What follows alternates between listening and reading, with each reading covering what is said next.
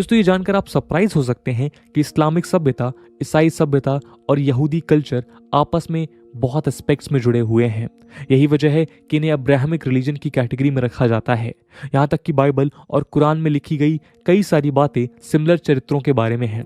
For example, Quran में उल्लेखित chapter 3 the family of Imran में जिसे मरियम कहा गया है, वही बाइबल में वर्जिन मैरी के नाम से मेंशन्ड है।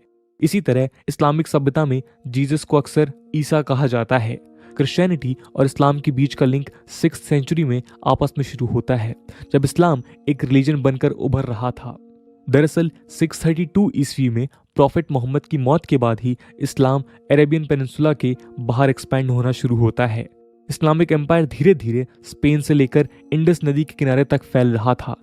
आने वाले 1500 सालों में इस्लाम और क्रिश्चियनिटी दोनों ही रिलीजन्स में नए नए पैटर्न सामने आने शुरू हो चुके थे।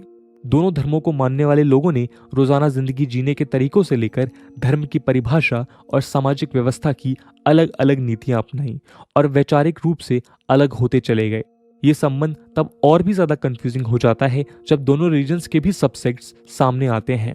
क्रिश्चियनिटी और इस्लाम में भी कई अलग अलग डिविजन्स हैं जो इस्लाम के एस्टैब्लिश होने के बाद धीरे धीरे बढ़ते चले गए। आज क्रिश्चियनिटी के मेनली 3 यानी कैथोलिक, प्रोटेस्टेंट और ऑर्थोडॉक्स क्लासिफिकेशंस हैं। वहीं इस्लाम की सुन्नी, शिया, इबादी और अहमदिया जैसी 5 मेन ब्रांचेस हैं।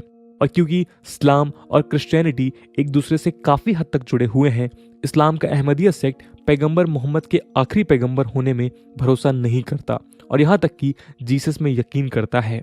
यही कारण है कि पाकिस्तान में अहमदिया सेक्ट के लोगों को मुसलमान भी नहीं माना जाता है। अहमदिया सेक्ट के लोगों के अनुसार ही जीसस का कश्मीर के साथ संबंध माना जाता है। इस संबंध कैसे सामने आता है हम अगले सेगमेंट में देखते हैं। क्रिश्चियंस और इस्लामिक सेक्ट के कई सबसेक्ट्स इस बात को मानने से इनकार करते हैं कि जीसस क्राइस्ट कभी कश्मीर में दफनाए गए थे, लेकिन एक सेक्शन है जो इस थ्योरी पर बिलीव करता है। इस थ्योरी को सबसे पहले मिर्जा गुलाम अहमद कादियानी ने 1899 में सामने रखा था, जिन्होंने इंडिया में अहमदिया सेक्ट को स्टैब्लिश किया था। ये थ्योरी उन्होंने अपने विवादित उर्दू किताब मसीह हिंदुस्तान में लिखी थी।